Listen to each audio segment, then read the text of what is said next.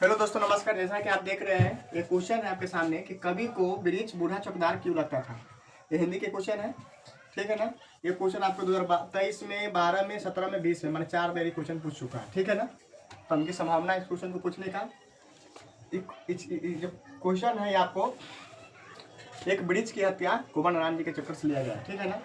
बोलता है कवि को वृक्ष बूढ़ा चौकीदार इसलिए लगता था, माने कवि कुंवर नारायण जी को वृक्ष बूढ़ा चौकीदार इसलिए लगता था क्योंकि वह हमेशा सीना ताने दरवाजे पर तैनात रहता था। माने कि जब कवि आते थे घर पे तो वो जो पेड़ था वो सीना ताने क्या था, दरवाजे के सामने खड़ा था गांव के किनारे। जिस प्रकार चौकीदार घर की सुरक्षा में दरवाजे पर हमेशा खड़ा रहता है, बोलते हैं कि जिस प्रकार कोई चौकीदार जो होता है, पहले ज़मानों में होता था, अभी तो चौकीदार कोई काम ही नहीं है। तो पहले ज़माने में क्या होता था, चौकीदार क्या होता था, माने गांव की रक्षा करता था, ठीक है ना। तो उसी तरह से बोल रहे हैं कि जो पेड़ था वो चौकीदार की भांति क्या रहता था, हमेशा तैनात रहता था, ठीक है ना। और जब कभी दरवाजे की तरफ आते थे तो वृक्ष ललकारता था।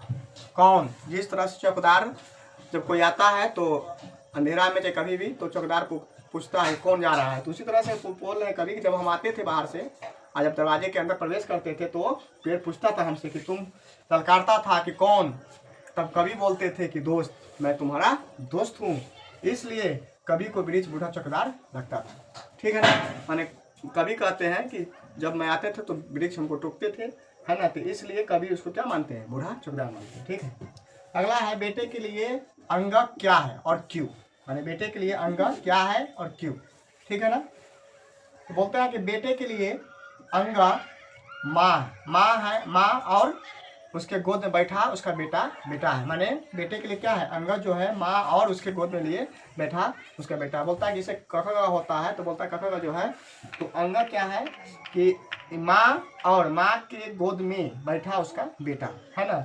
ये उच्चारण दिया हुआ है, मतलब कहने का अर्थ हुआ कि ये है तो इसको माँ बोला है, बोला कि माँ के गोद में उसका बेटा बैठा हुआ है, ठीक है ना।